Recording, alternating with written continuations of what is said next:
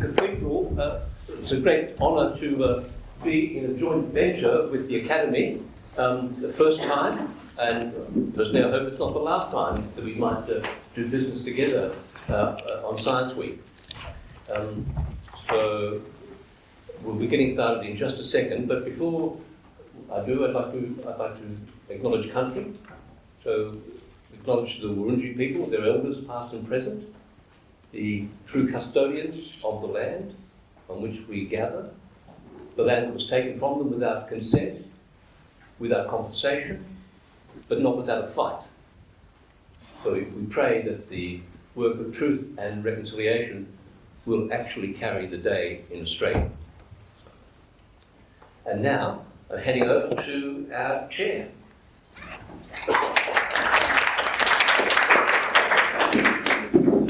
Thank you, Stephen.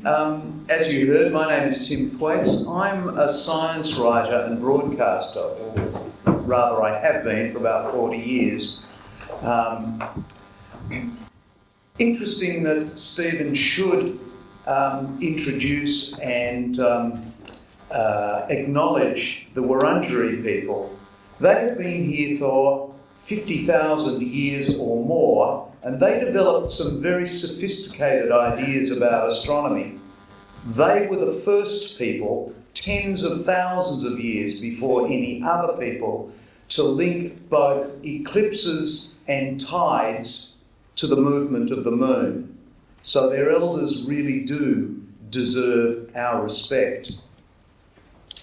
For nearly 40 years, I've been spending my life observing scientists, doctors, engineers, researchers, and trying to put their ideas into everyday language. For much of that time, I was a freelancer, working for magazines, radio stations, universities, research institutions, government bodies, etc. And I'm telling you this so you know what my biases are and where I come from. The moon.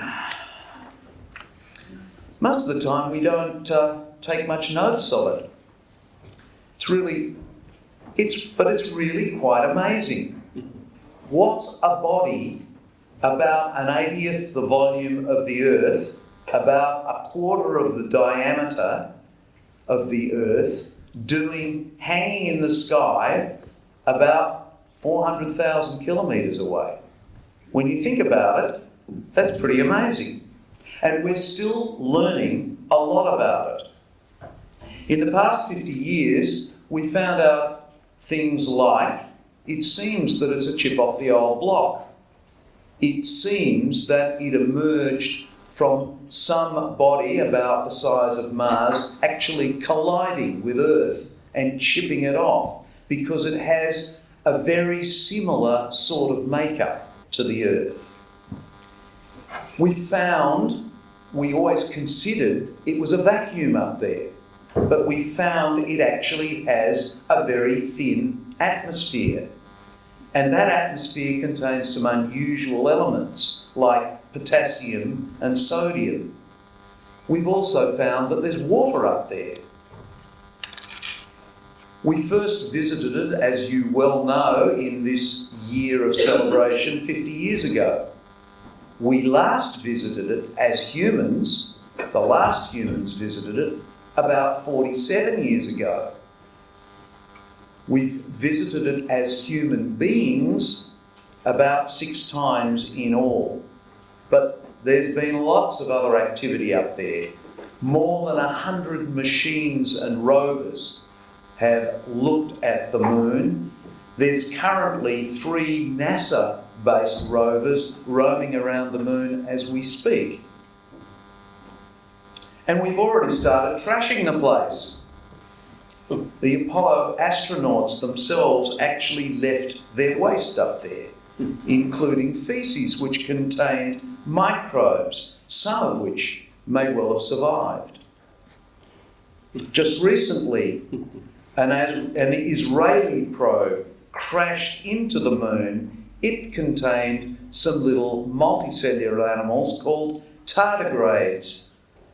They reckon they could also survive. So we've already left our mark on the moon.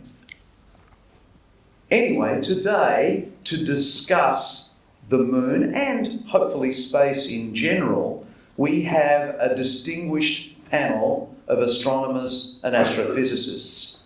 They cover different areas of expertise, and so different people may be best or have different perspectives on some of the questions that you ask. Sometimes they may have to say they don't know the answers to the questions you ask, because that's what the moon is. It's still a mystery, and that's what space is. There are still plenty of mysteries out there. So let's start by hearing what their areas of interest are, and I'm going to ask each of the panel members to introduce themselves and tell us a little bit about what they do, what the moon represents to them, what impact any work on the moon has had on their research, and what they would like to see in future. Now, perhaps we can begin by talking to Professor Carl Glazebrook, getting him to introduce himself. He's from Swinburne University, and as far as I know, he's interested in the formation and evolution of incredibly distant, large, ancient galaxies, all of which the moon isn't. Carl. Thank you, Tim. I'll use this. Thank you, Tim. Yes, so my interests lie at the very, very other end of space and time, the formation of the universe and the first galaxies. So I did know a little bit about the moon. You thought astronomer on the street knowledge of this. So I'm a professor at Swinburne University, which is over in Hawthorne. We have a centre for astrophysics and supercomputing. And I've been leading that centre for the last 5 years. I've just stepped down from that world to focus on research, and looking forward to the next 5 years when we're going to see the launch of new space telescopes to study the far-flung reaches of the cosmos. So, Tim, you asked what my interest was in the moon. So I was one of those kids who loved astronomy and had my own telescope. So if you're one of those kids, then the moon is the obvious thing to look at because it's easy to find. It's about the first thing you can find with a telescope, as Galileo showed. And you look at it through a telescope, you start seeing mountains and craters and vast plains. So it's, I'd say the moon is the start of my excitement in astronomy.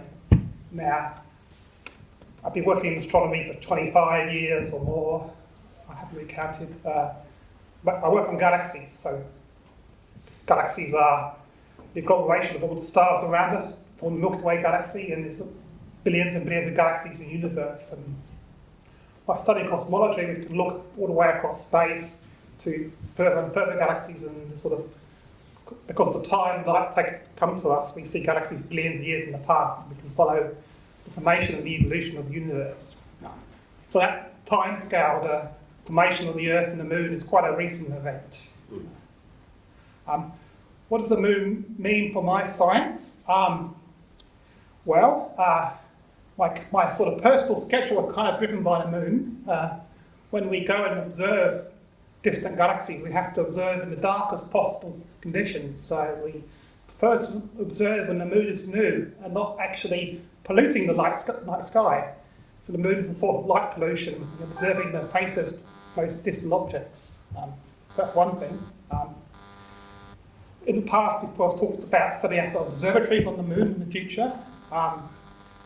People now prefer to put telescopes in orbit rather than on the moon, but the moon is still a potential site for a future radio observatory.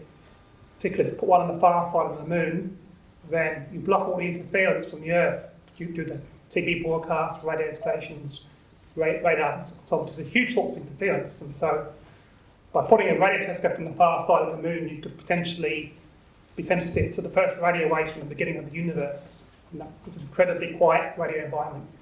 That's maybe 20 or 30 years away. That's incredibly exciting. That's one way the moon will be important for the future of cosmology. What was your last question? Well, you've pretty well answered what I asked. What impact has had on your work and what you'd like to see in the future? And you've just told us that a radio telescope up there would be very useful to you. I'd also like to see human return to the moon, because when I was for why man first walked on the moon. And that was over very quickly.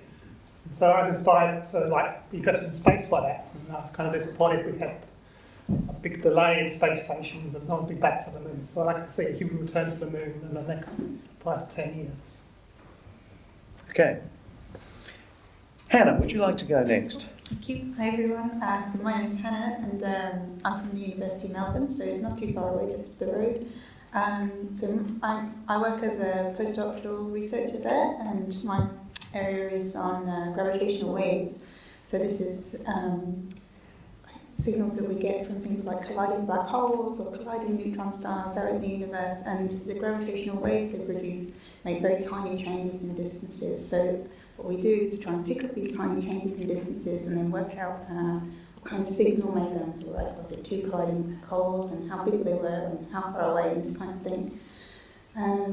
So for them, so what I work on is not really related to the moon much at all, but I was thinking about how the moon has an effect perhaps on the data that we take, because the instruments that we have are extremely sensitive, so like they can pick up vibrations from like traffic rumbling by, and like tons of like the Earth is moving all the time, like seismic motion and everything, and even the tides can have an effect on the detectors that we have because they're so sensitive. So this is one of the things I was trying to think of, a connection to the moon, to the data that we take. So again, it's kind of like a source of noise for us, like when you were observing, you don't want the moon to be lighting up the sky. Also with the LIGO detectors, which is the detectors we use to search for gravitational waves, you have this you have to think about the effect of the moon on your data as well. So you're telling me that the moon's a nuisance? Seems that way. I think we wouldn't be without it. We would be in trouble without it. Okay, thank you. Charles, would you? Okay, so I'm actually working in the solar system, so cosmology and the structure of space-time are much too difficult. I'm more focused on how the Earth and solid objects that are nearby come to form. I'm working with Dr. Andrew Prentice at Monash, who has his own original theory of solar system formation, which is a difficult place to be because it's not the mainstream. We're going against what everyone else thinks. When it comes, so my particular focus of research is the asteroid belt and the Kuiper belt, which are bodies of small mini-planets between Mars and Jupiter, of course, and out past Neptune. And so I'm trying to figure out where they came from and what that says about the beginning of the solar system. When it comes to the moon, I'm terribly interested.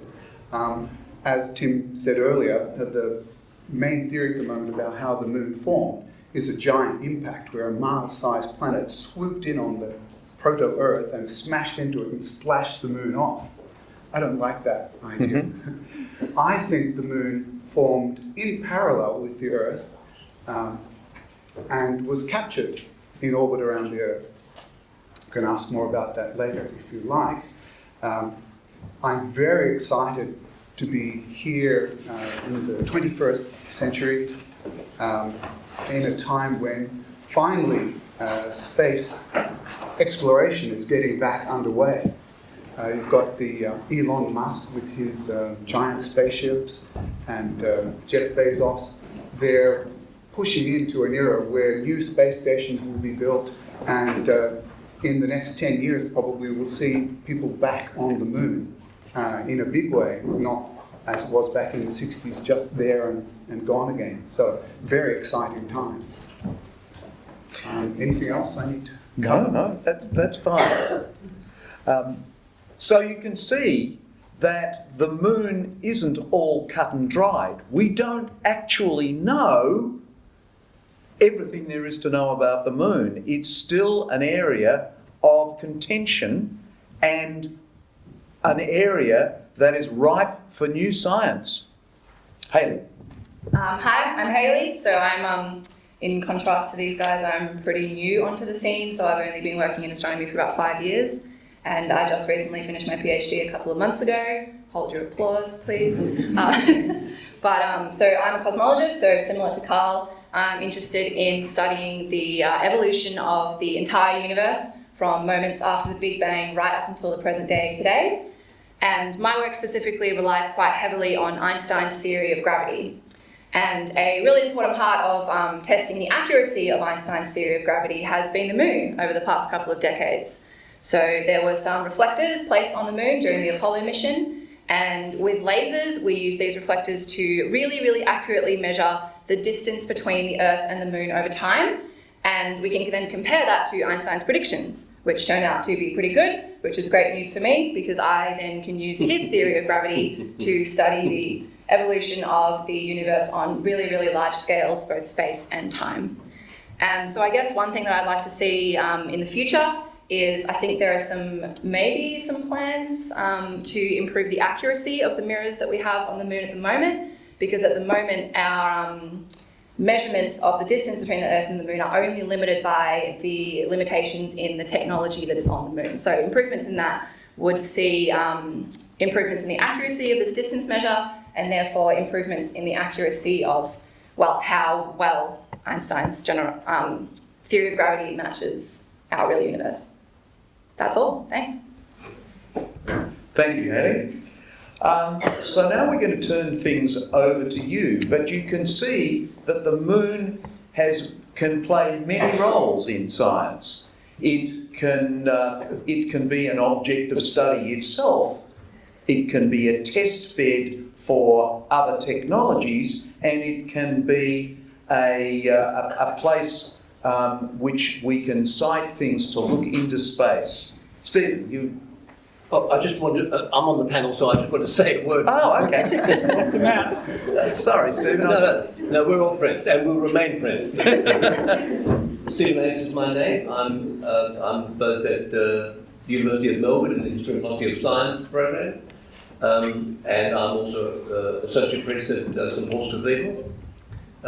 At the university, I do two things. I lecture in a subject called God and the Natural Sciences. I've been lecturing in that with my atheist colleagues for the last 19 years, which we co-designed the program and co-lecture. And about 40% of the students are atheists, 40% are some religious tradition, mainly Christians, some Muslims, some Buddhists, and so on.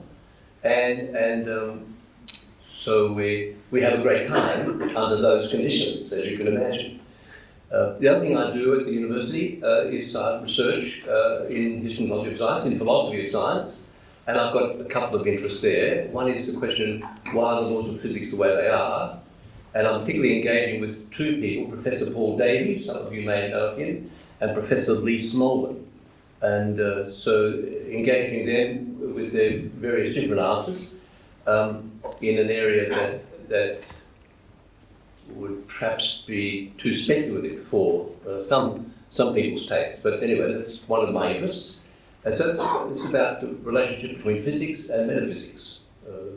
Physics we do, great stuff we do, and what kind of worldview do you want to place that in? So that's one of my things. The other interest I had in research is understanding the human person, and so there I'm particularly interested to explore what does human inquiry, especially scientific inquiry, what does that disclose about the human person? And so these are I have a rant about that, but I won't. About the moon, I enjoy the moon every night, every day. I deeply take it for granted, as you rightly noticed.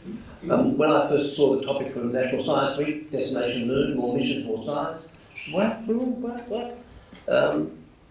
I'll just say this bit.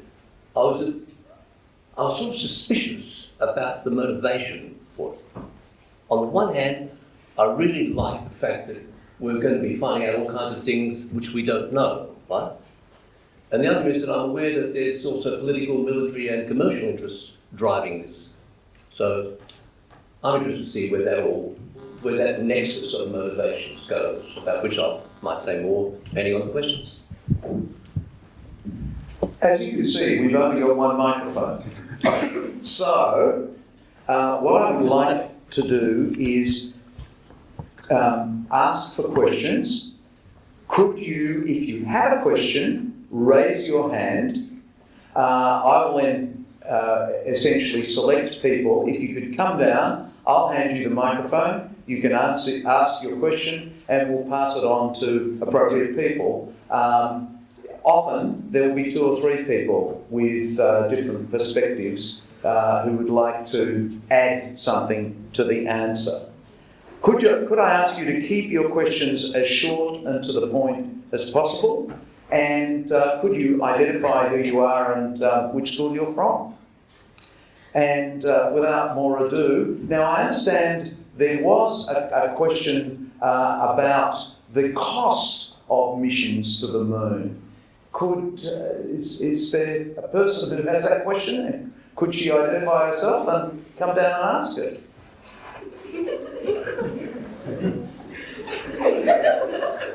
Come on. If I can stand up here, so can you.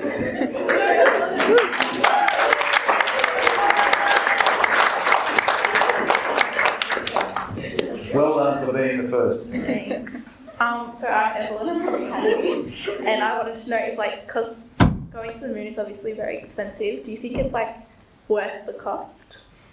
Is it worth the cost? Well, if we're going to put a radio telescope up there, that's going to be costly. So, Carl, why don't you kick off? Thanks. Yes, I figured I should answer that question since I said I was looking forward to a human return to the moon. So we should remember the Apollo program cost about $100 billion in today's currency. So that was very expensive, and at the time it consumed 5% of the United States budget. And you can understand why humans haven't been back because of these enormous costs. And science missions to the moon and to the planets for the last 50 years have focused on much cheaper robot missions. And they've got as far as Pluto now. They've been very effective. It's why send humans back to the moon. There are many experiments, particularly in geology, that robots simply can't do, and at some point it is more cost-effective to use humans. What I'm actually hoping is that with the new renaissance in commercial space travel and the new generation of companies building launchers, that the cost will actually come down significantly. And if the costs come down enough infrastructure is put in place, then having humans do science on the moon would start to become more cost-effective. But I'm not going to say we should spend money on another Apollo program. Okay. Stephen, maybe it's now your time to talk about the commercial aspects. I'm going to talk about war. Just the question, but I just noticed that the Iraq war cost $1 trillion. And we were there looking for the weapons of mass destruction, but it turned out not to exist. And I just want to say that we have the information we have, which informs going to the moon, is one heck of a lot better than the information we had that informed us going to Iraq to fight wars, which we should never have been in. So I think there's plenty of money, but we have to make the right choices about using it. So I'm all for going. I'm in a Revd. I'll stop there. I'm all for going for more research. Anybody want to add to that, Charles? I could, I guess. So in terms of cost, of course, back in the Apollo program, that was enormously expensive, although not compared to the military expenses that were going on at the same time. But now the relative cost of exploring space and exploring the moon is getting much less.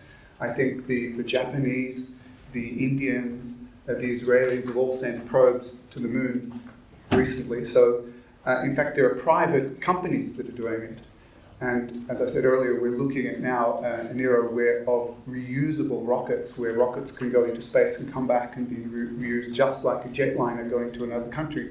That'll bring the costs down enormously. So we're sitting at a point in time, well, if you look to the future, some people think that there will be more people living in the solar system and in space than there are on Earth at the moment. So it's kind of like before the great age of exploration. For example, when Magellan went to the southern hemisphere, or Captain Cook came to Australia. So we're just sort of stepping out there. So even if the costs are high, if you look at it in terms of the future, it's an investment that we really can afford we can't afford not to make. Is that correct grammatically? I agree with everything that's been said. I don't think there's anything more to say. One of the interesting points that I noticed in the plethora of documentaries that there have been about the Apollo program was that when the astronauts took off to go to the moon at Cape Kennedy, there was a million people there, and amongst them was a significant demonstration from people who said, this is a waste of money, we should be spending this on alleviating poverty. And it was something that I never knew about. Steve, do you?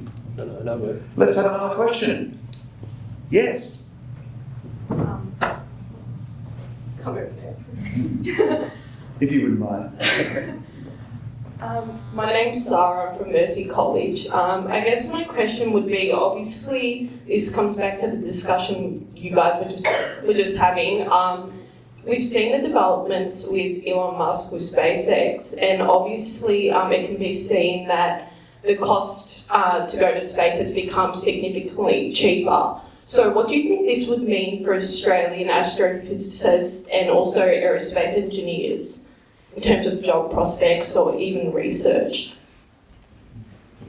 Good question. We've just set up a space agency. Are we going to be involved in this new push to the moon? Anybody any takes for that? Great question. I have no idea. Yeah, so Australia has a NASA space agency. Right now it's focused on legal matters and facilitating companies going to space. Doesn't have a huge budget, but it's a step in the right direction.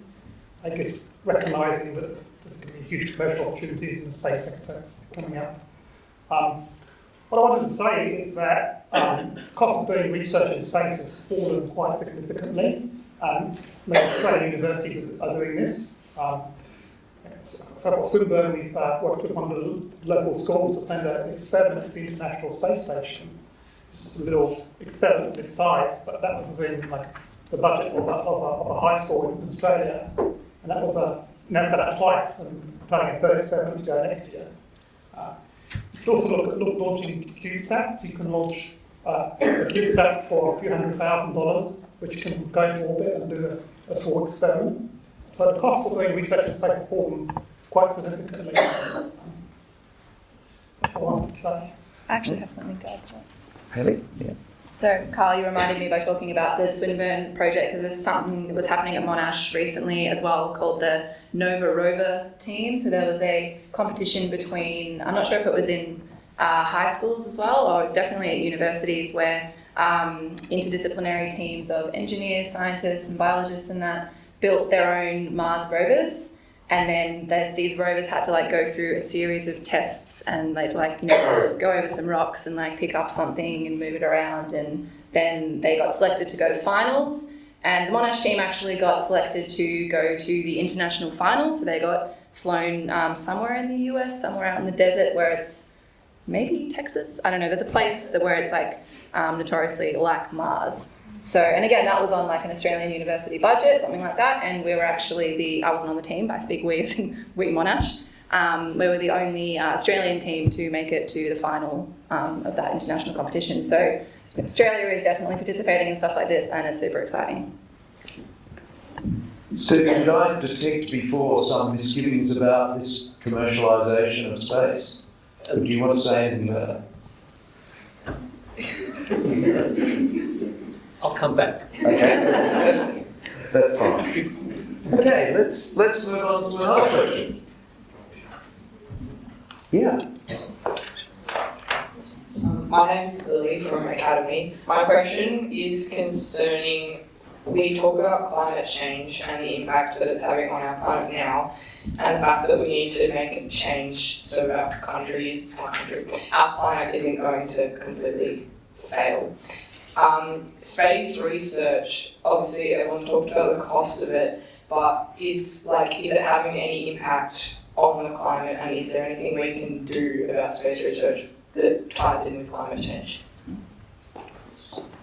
Good question. Who'd like to field that one? Well, I guess the only thing that comes to my mind is the new technology that SpaceX is using to reuse the rockets, like where they take off and then they, instead of, which normally would have just been like dumped into the ocean, they come back and they land again. So that kind of reusability would surely be good for the environment, but I don't really have an inkling of anything else that's in space travel that's good for the environment. I'll speak to that question because the surface of the Moon and the surface of Mars are not naturally hospitable to human life. We're going to have to be really creative, scientifically and technologically, to get a habitable basis sustainably on both surfaces. So I'm all for that. Just that I notice also that at the same time, unless things change here on planet Earth, at the same time, we shall collectively be rendering planet Earth largely inhospitable to much of life, right? Both human and otherwise. So there we are, getting habitable spaces up on those surfaces on the Moon and Mars, and in the meantime, unless something different takes place, a large part of the planet will become inhospitable to much of life.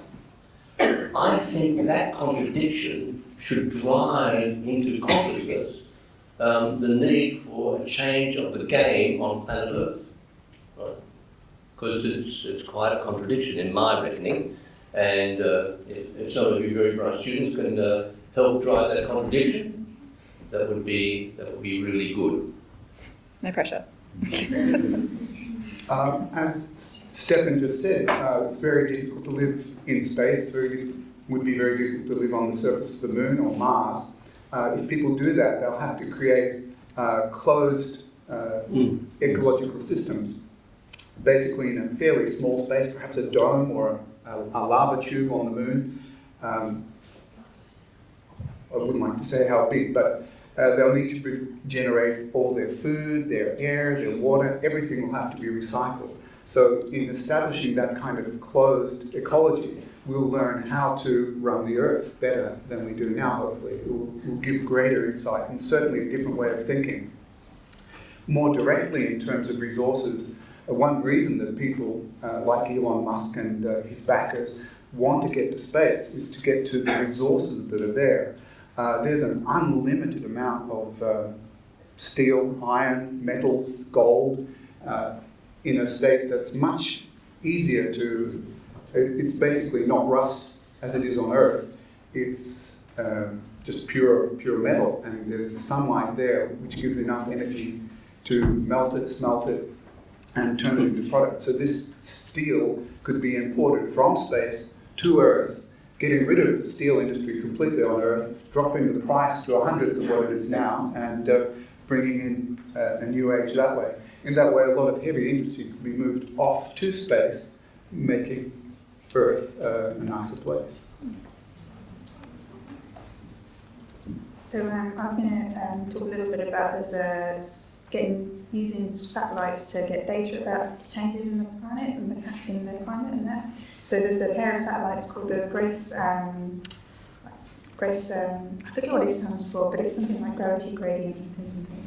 But it's measuring effectively like the density of the Earth as it goes around the planet, and that can be used to monitor changes. So like if the ice sheets change in their density, you can use it to monitor that. So I believe that kind of data can be used to help us like keep track of what's happening and what's changing on the planet, even though it's not like and give us more information on how to deal with it. Brilliant. There are two other things that occur to me. One is that space science has affected the way, as Hannah was saying, the way we look at, measure and determine what sort of climate and climate change and atmosphere there is around the Earth.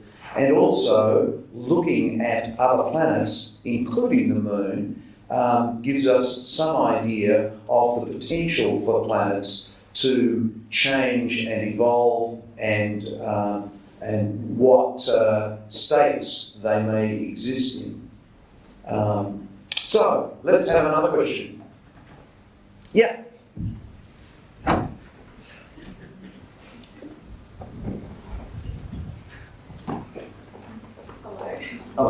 I'm Diana from the Academy. I just wanted to ask if there was a lot of research currently being conducted about dark matter.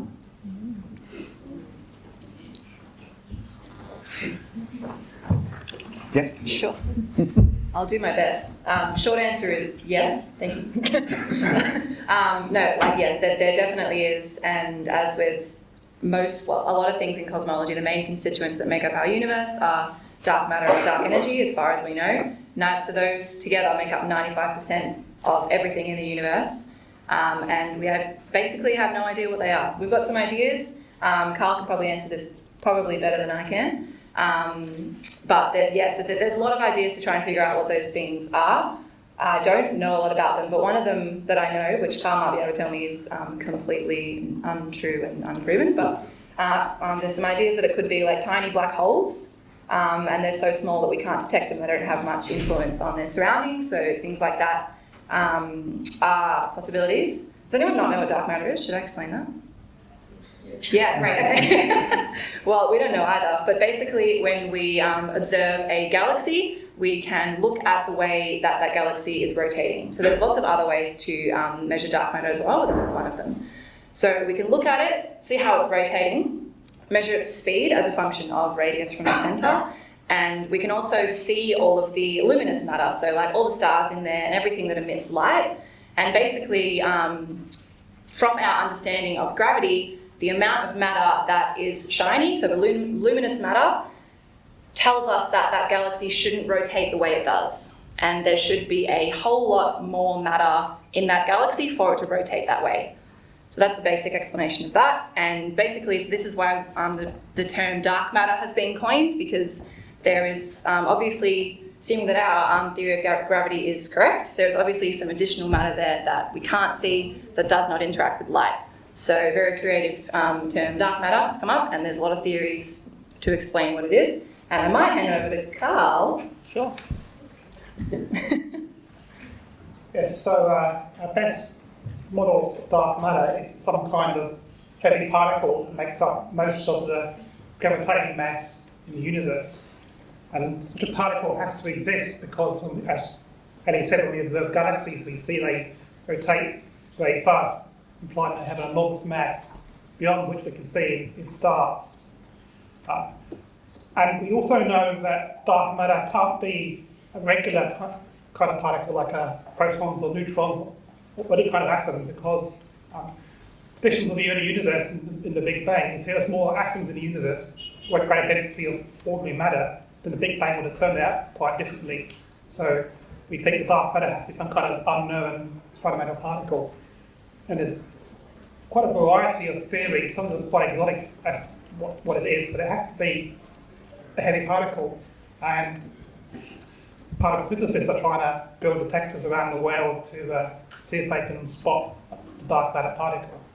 So what you have to do is build a giant detector and hope that the dark matter particle crosses through that. And there's probably thousands of those particles in this room right now, but they don't interact with ordinary matter very strongly.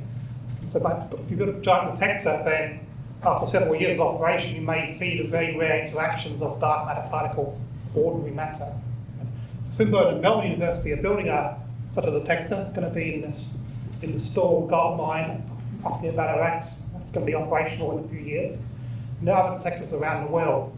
So far, none of them have come with a positive result, so we still don't know what the dark matter particle is.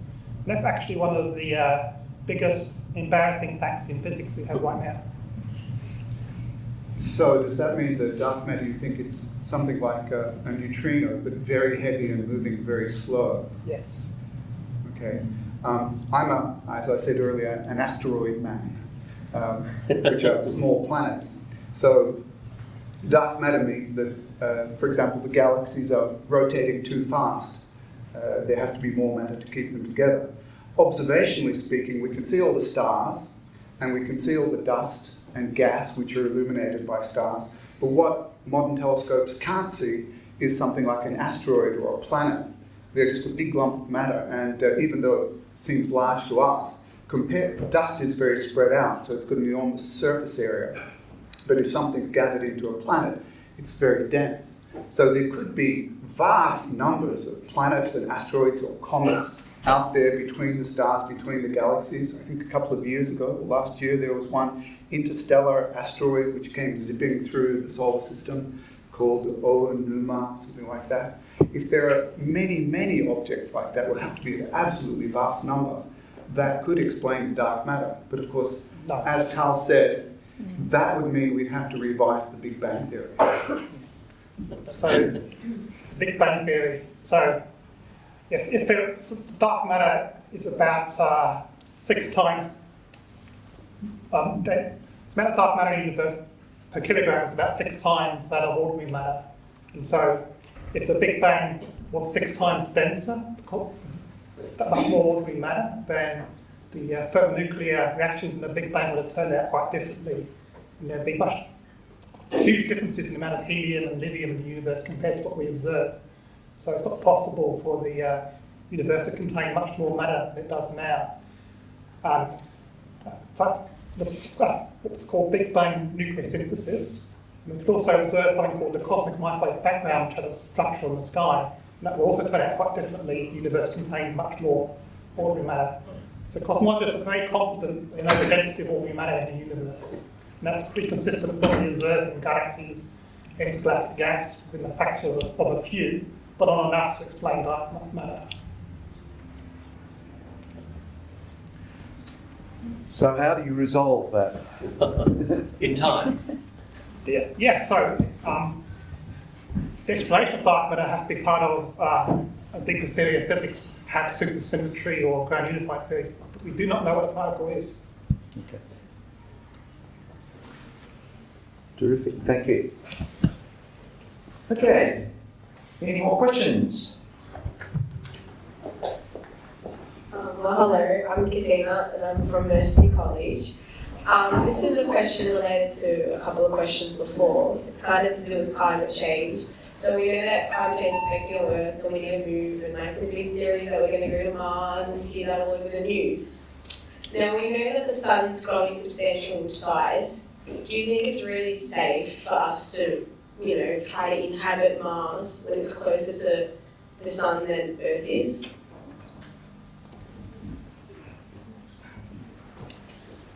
Charles? Okay. Well, the sun is growing, I think, in luminosity at a rate of, is it 1% per 100 million years? So it's going to take a while before we get cooked. Venus, being closer to the sun than the Earth, is very hot. The temperature on the surface of Venus, I think, is it 800 degrees? Something like that. It's hot enough to melt lead. So we can't live on the surface of Venus. Mars, on the other hand, being further away, I just realised that. it's cold. But should we be looking at planets still in the solar system or out, further away? When you get into space, actually around the Earth, the problem is staying cool enough. Because here on the ground, we're sheltered from solar radiation by our atmosphere to some extent. So astronauts who are exposed outside the space shuttle, for example, have to be actively cooled in their spacesuits because the sunlight's about 6 times or 8 times brighter and more intense above the atmosphere. So staying cool is the real problem. But fortunately, through technology, by making many layers of some material, we can create quite good insulation. So it is possible to stay cool as long as you can have a radiator in the shade to take away that heat somehow that's not exposed to the sunlight. When it comes to Mars, once again, it's very cold, so you'd be wanting to make domes which are well insulated and perhaps like greenhouses. It's a little bit like living at the South Pole, except it's not dark for half the year. Does that kind of cover it? Did I miss something? Oh, I was going to just emphasise that the evolution of the sun is extremely slow. I said like 1% in 100 million years. So 100 million years is a long time. If you're back in time 100 million years, that was before the dinosaurs. And the Earth's climate was extremely different back then. So I wouldn't worry about the sun changing. I'd worry more about the greenhouse effect and the Earth warming by several degrees over 100 years, let alone 100 million years. And so they could be having quite ecological catastrophe on the Earth because of the greenhouse effect. That said, life on Earth will persist, human life may not persist, but it will require a huge change on the Earth before it is easier to live on Mars or Venus, because close biospheres in space, building infrastructure is an extremely difficult problem, and a few thousand people on Mars or the Moon or somewhere are not going to save the human race. I understand that even on the Moon, the average temperature in daytime is well over 100 degrees C. So we will need some protection. You were next, I think.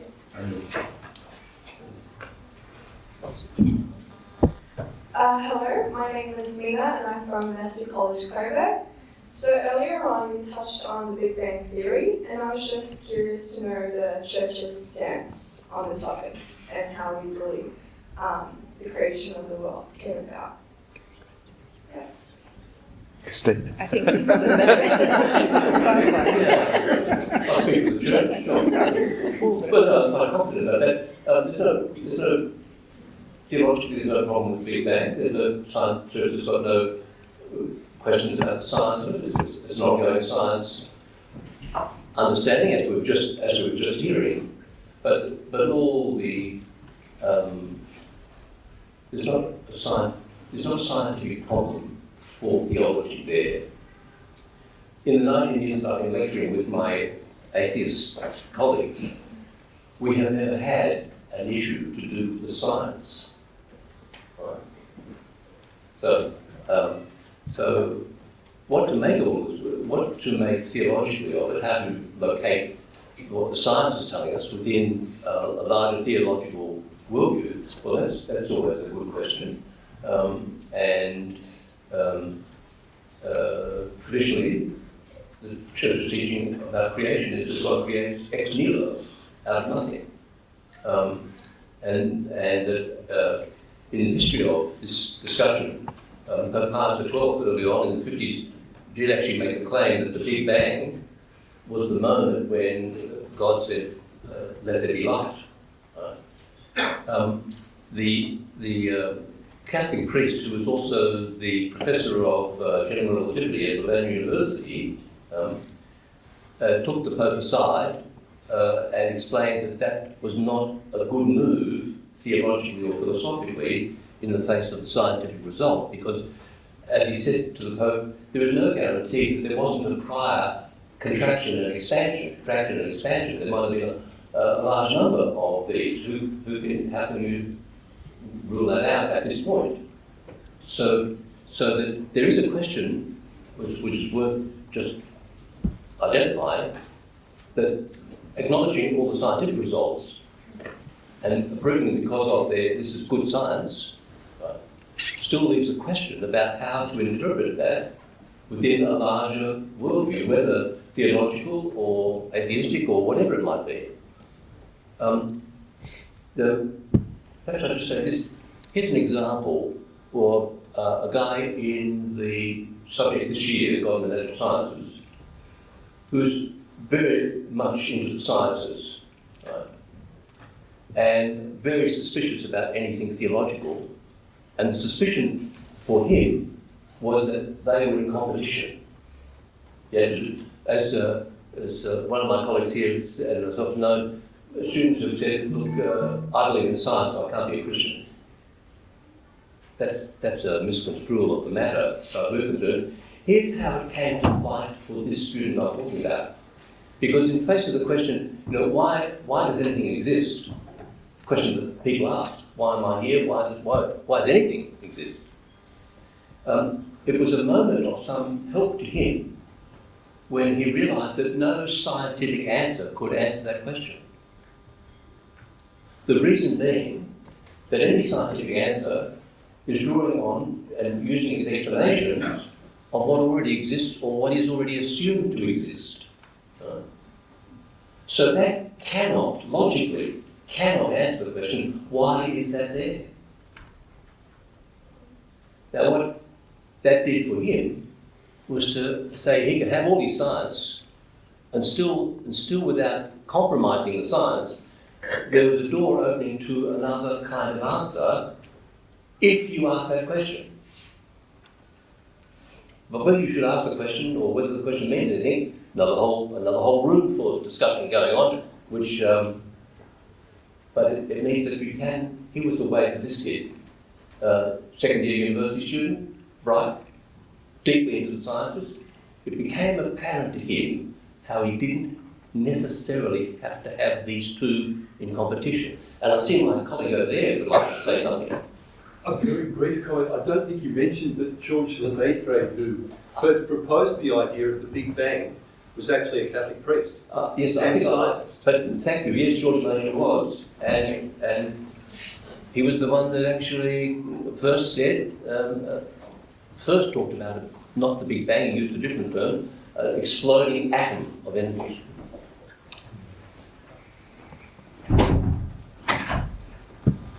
Can I Yeah, sure. interpose? My colleagues can probably set me straight here.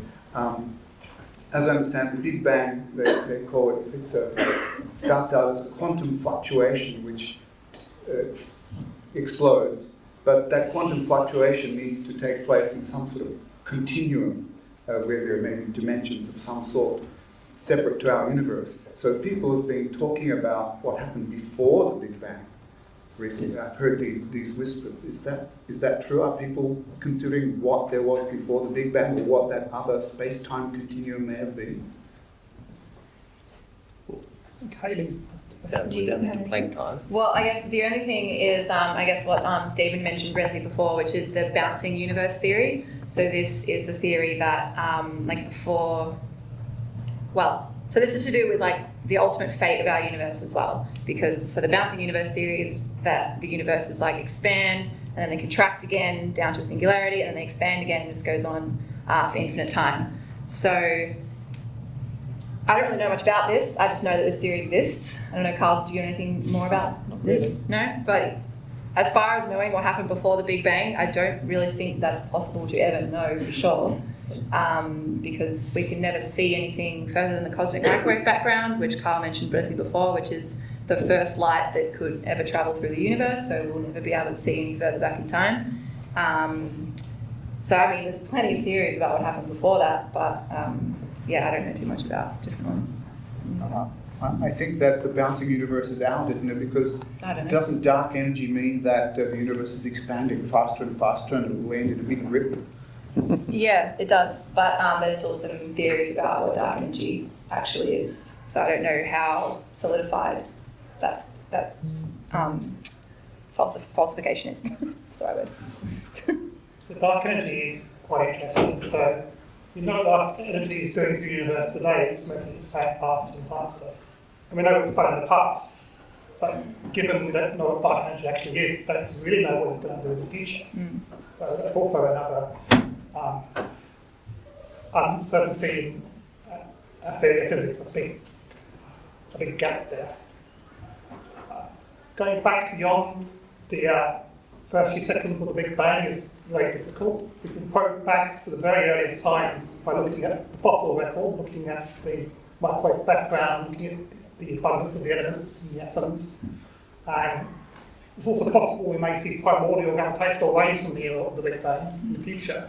But going beyond that initial singularity will require us to have a deep understanding of physics. You have to have a theory that explains basically quantum gravity and unification of all the forces of nature before you can even try to extrapolate beyond the first 10 to the minus 40 seconds of the universe. beyond our scientific horizon. But I think you hear about now, it's all scientific speculation. Just one example, Lawrence Krauss, quite a famous physicist, was here in Australia at the Australian National University for some years. I think he's now gone back to the University of Arizona. But his book, Why Is Something Not Nothing, was wanting to give us an account of why there's something not nothing from quantum mechanics. And he had a whole wonderful story about quantum results that allowed him to say that given the laws of quantum mechanics, you could expect matter to come out of nothing. And by nothing, he meant no space, no time, no energy, no matter, right? And so, well, the only problem with that for a lot of people, there were several problems, but one of them was that you have to start with quantum mechanics. So you're not really talking about getting something out of nothing. And so. All very tricky. Yes. My question also comes back to climate change. Obviously, what Katina said did have some truth to it. We know that all stars have an end. And I think she was referring to, okay, our sun is eventually going to become a red giant and die. So the question would be, like she said, should we be looking elsewhere to preserve, our civilization? Also, we've talked about the death of the universe. It could be big rip or it could bounce back. So, should we be looking elsewhere? Or, as I said earlier, I don't think we should be worrying about the end of the sun or the end of the universe. I think we should worry about the immediate problems here on Earth. A million years ago, humans didn't exist, but Homo erectus was around, but not Homo sapiens. I think even if the Earth stayed the same ecologically, a million years from now, we'd be lucky it can still exist. So I worry about the next few thousand years rather than the next million years. Okay, yeah. I guess it depends how long you think the future should be. So the idea that humans will never go extinct is very appealing, never being a very, very long time, especially compared to the 1 million years we've had so far out of the 4,600 million years that there've been just in the solar system. But in terms of some dire fate for the Earth, the sun coming to an end is perhaps not the most dangerous one. The immediate one would be, of course, climate change. We can probably cope with that. Humans will survive somehow. But what about if a giant asteroid smashes into the Earth? That's something that we have no defense for at the moment, and it's something which would wipe humanity out. It's very unlikely, but over a million years, who knows? Even thousands of years. Of course, then we've got ice ages on the way. Aliens could turn up and wipe us out. Who knows? So, in that sense, I think personally it's a good idea to spread humanity as widely as possible, and who knows what we will have evolved to in a million years in the future. So what your friend said before was exactly right. Like when the sun dies, it is just going to puff out into a red giant and just get really, really huge out to about Mars's orbit, I think is how big it's going to be. So the Earth will be engulfed in the sun, which doesn't sound very pleasant. But that's a couple of billion years in the future. And as these guys said, humans have weren't around a million years ago. So that's a really, really long way in the future, and we don't really have to worry about that. But there is loads and loads of research into exoplanets, so planets around other solar systems that are very similar to the Earth, and whether those kind of planets could be habitable to humans is a very central focus of exoplanet studies for sure. And although I don't know too much about our space technology, but I believe that'll have to be advanced quite a lot before we'll actually be able to get anywhere around another star. Seeing as the nearest star is far away, I don't know exactly, but yeah, so there's lots of studies into that kind of stuff done, and as Charles said, spreading humanity as far and wide as we possibly can is a great idea. I'm on board. Yeah, I agree too. So I think, there's this, like Haley's saying, there's this huge effort to try and find the planets that look like they could be nice to live on, but like the technological step to go from the solar system to there is really huge. So I think it took maybe a few days to get to the moon, and I hear that the time to get to the Mars would be something like 4 years or something like this. But then this is still like in our solar system, so the amount of technology we would have to, like you say, to get is a big step. It would be like generations of people to actually make the journey from Earth to any, like even the nearest exoplanet. So that sounds pretty tricky. So it's probably quite a while away. I think it's 9 months to Mars at the moment. Oh, is it? Yeah. But with future technology, much more powerful rockets, if you could potentially say with fusion rockets, get there in a few weeks. Wow. So yeah, it's extraordinarily far to another solar system. The distance from the Earth to the Sun, it's hundreds of thousands of times further than that. So it's going to take an immense amount of time to get to another star with any technology we have at the moment. But within our solar system, for example, it should be possible to build basically giant space stations out there in the asteroid belt. And there are hundreds of thousands of asteroids, and any one of them could be turned into a habitat for 1 million people or 1 billion people even. So it's really just up to human ingenuity. The solar system could be far more populated than the Earth is now. Just briefly, I want to offer that. I noticed that Buzz Aldrin, who was one of the 3 on the moon 50 years ago, is pushing the line that we should be out there because basically the planet is not habitable. We need to go somewhere else, right? And Stephen Hawking, famous physicist, was also saying the same thing, and namely, his language was, we don't want all our eggs in one basket. So we should put our eggs in all sorts of other places, asteroids, other planets, right? And he added the line, and I hope we don't spill the basket and the eggs before we get there. Now, I was really angry about that, right? Not because I think we should eventually be making those moves, I do, but what I don't like about that thinking is it's too close to us having stuffed the planet and now we're going to escape. Because I don't know what you think, but I think there are already a huge number of eggs that are being spilled every day on planet Earth, right? So I think there are really good reasons to be out there, looking, learning, but not as an escape from planet Earth. So. Can I add one little thing I forgot to say? When humans, I'm talking about people, go into space, into these habitats in the asteroid belt, of course we'll have to take all of Earth's other animals, plants, flora. So it's not really saving humanity, it's saving the entire Earth's ecosystem. Yes. So in a sense, the Earth could exist in other places, not just here. Yeah. Hello, I'm Elle. I'm from Sacred Heart College. I've just heard that you've mentioned life on other planets. I was wondering if at any point in our solar system, was there a planet that could possibly host life?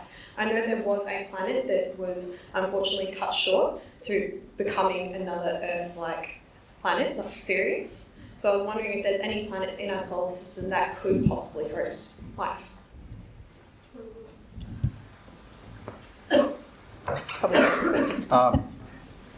It's apparently Mars used to have oceans, or at least seas. We see the remains of river systems, and we see the outlines of what appear to be coastlines, a little bit like the White Cliffs of Dover in England. They can trace this line of huge cliffs which go around what was once an ocean. The thing is, We don't see that on Earth because on Earth the continents are moving around all the time, so the sea level's going up and down. So we have beaches. But on Mars, there was no tectonics.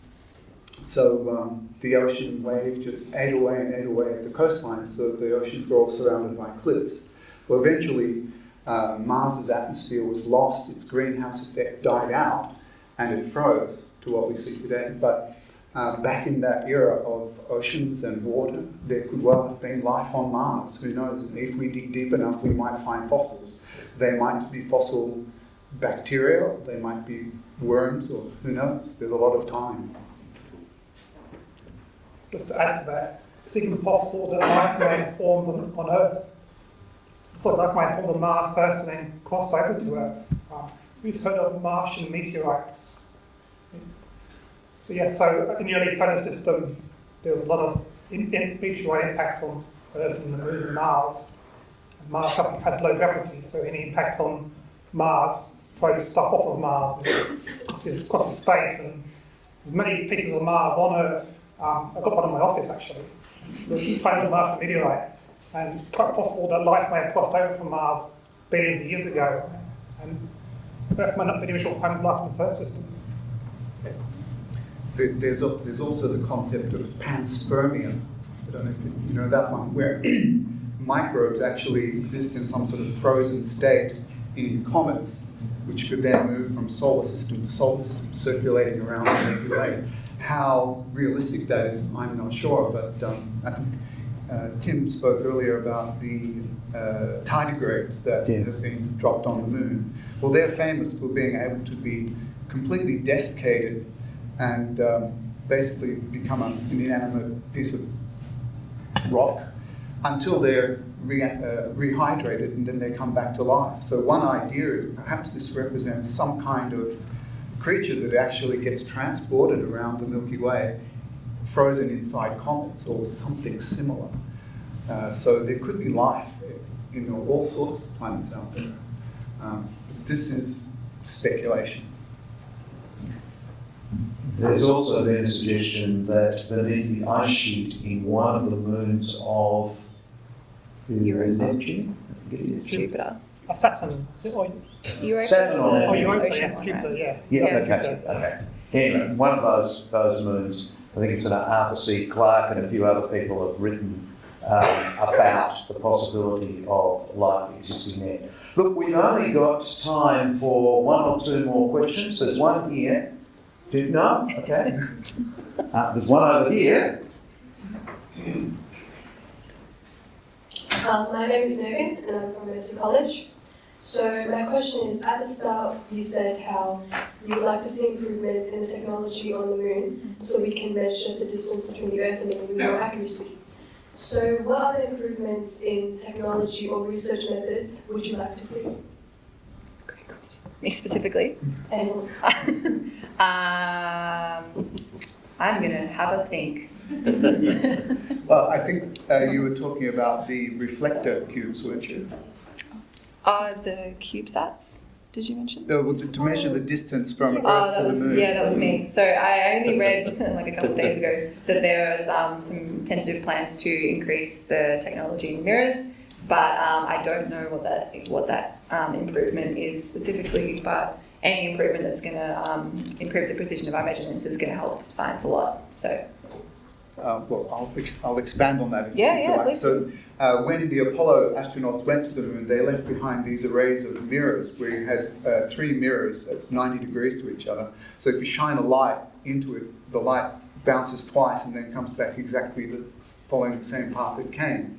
So these panels of cubes were left on the moon, and from Earth we bounce lasers off them. And they can actually pick up the reflection from that little panel, only about this big. And by very precise timing, they've worked out that the distance to the moon is getting larger, about 2.5 centimetres per year.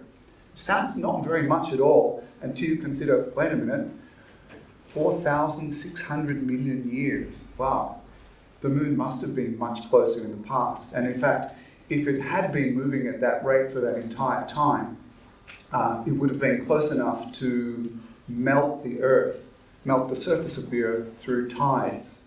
So people have worked out that, in fact, now it's moving much faster than in previous times because the way the continents are organised, you've got the North America and Asia creating the Atlantic and the Pacific, especially in the Atlantic, the width is just right to have very strong tides.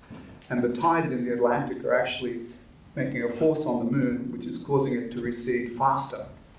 So through a lot of Earth's history, you've had giant continents like Pangaea or Gondwana, and then basically one continent on one side of the Earth and sea on the other side, and the tides have been very small, so the moon didn't recede as it is now. Does that all sound familiar? Yes, yes. Okay, so yeah, it's very important to know just exactly how fast the moon is receding as a way of looking back into Earth's history. I just have a quick little fun fact about the laser thing that I read the other day, which is pretty cool. So as we send out the laser to be reflected back to Earth, that laser beam expands as it travels through space. So when it reaches the moon, that beam is actually 6 kilometers wide. So when we send that laser to the moon, we're sending out about, I just did this in my head, I think it's like 10,000 trillion photons, which are little particles that carry light. And out of those 10,000 trillion, we only get one back, because that beam expands out so much that only one of them actually comes back at the right angle of incidence to then be received by us to measure that distance. So, fun fact. I was just thinking of also another fun fact, which was about how he was saying about the moon receding away from us. So at the moment we're in this kind of beautiful situation where we get total solar eclipses, and it's by coincidence that the moon is like the right distance away from the Earth and also the right kind of amount smaller than the Earth that when the two line up, we get this solar eclipse. And as the moonlight recedes away, over time we won't get this anymore, but this is like over a long period of time. But I just thought it was like another interesting consequence of this receding of the moon over time. Anyone else? All right, back to you, Tim. Okay, I think we've got time for one more question. Do we have one? Yeah? Okay. I'm Bridget, I'm from Academy. I was just going to ask, I know you mentioned asteroids hitting Earth. What kind of things would we do to survive that and yeah. So what we need to do is spend a lot of money on astronomy, so we know where the asteroids are, and we know what their orbits, and then we can predict that asteroid X will hit the Earth in 250 years. We'll then go and move the orbit slightly, so it doesn't do that. That's quite easy to do if you do it long enough in advance. There's an interesting story I read this morning that one of the telescopes in Hawaii has been observing near-Earth asteroid has been coming close to the Earth, and they try to rule out that it would impact in 2020. Apparently they have ruled it out, so that's good. There are a lot of near-Earth asteroids which go around and around, and recently there have been a lot of new telescopes, survey telescopes, built up for that precise reason to map out all the near-Earth asteroids and figure out where they are. With one of these asteroids, which is basically zooming past the Earth quite regularly, we can plot its orbit way into the future. And the problem is every time one of them comes a little bit close to the Earth or Venus or Mars, its orbit gets changed. So it's a little bit like a pinball, going around in a pinball machine. After a while, tiny errors mount up, so you can't really tell where it's going to go. So the more accurately we can measure the orbits, the further into the future you can predict where it's going to be. And you might be able to say, oh, in 200 years, this particular one has got a 50% chance of hitting the Earth. Oh my God, we have to do something. So you could smash it into pieces, or somehow put a big rocket engine, try and push it away, or get a smaller asteroid and direct it so that it hits the larger asteroid and gives it a knock. And it doesn't take much of a knock if you can go far enough back before the impact. So 200 years is probably enough that instead of hitting the Earth, you just need to move it, a few thousand kilometers, and it's gonna zip by safely. That's great. The other thing is that's near Earth asteroids. What about comets and interstellar asteroids? They just come out of the blue or out of the black, and we don't get much warning. With a comet, maybe a few years when it passes Neptune's orbit, Jupiter's orbit, we'll probably see it. But by the time it's past Jupiter's orbit, it's got about 5 years before it can hit the Earth. So, yes, more and bigger telescopes to detect these things further out. So, the danger of scaring the audience even more, there's quite a long tail astrophysical phenomena that could affect the Earth in principle over the next few thousand to few million years. There's, for example, a nearby star like Betelgeuse could go supernova.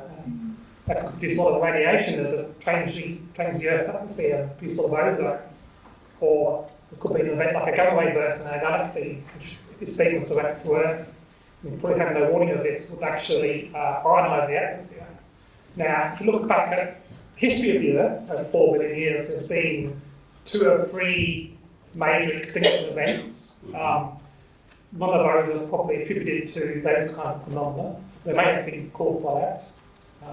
So it's not huge reasons to panic, but the deeper you look into these kinds of areas, the more potential threats you can identify.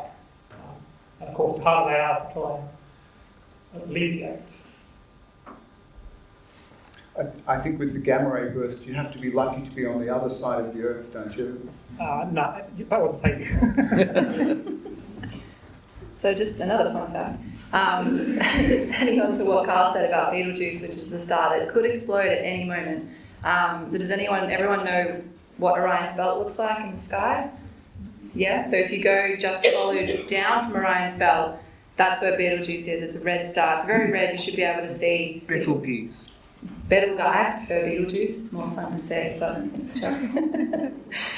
Yeah, so if you see it, it's a very red star. It's probably the reddest star in the sky.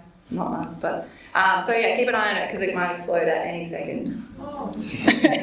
What these extra Okay, on that note, We'll be able to see it. and on Charles' note of the cosmic billiards or snooker with the astronauts, I think we'll bring the session to a close. I'd just like you to thank all of our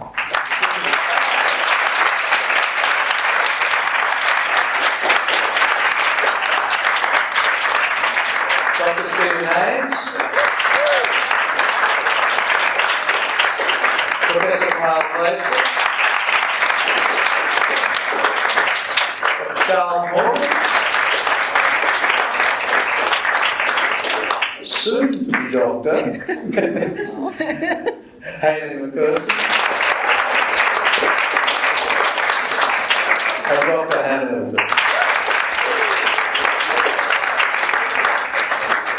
Thank you very much, and thank you for all the questions. They were great questions. There is no bad question. They were all great questions, and they stimulated a lot of interesting discussion.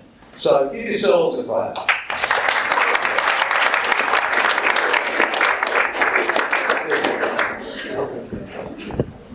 So I think we're finished, and so let me just thank the school again for hosting this event, and look forward to seeing what happens in the future. Thank you.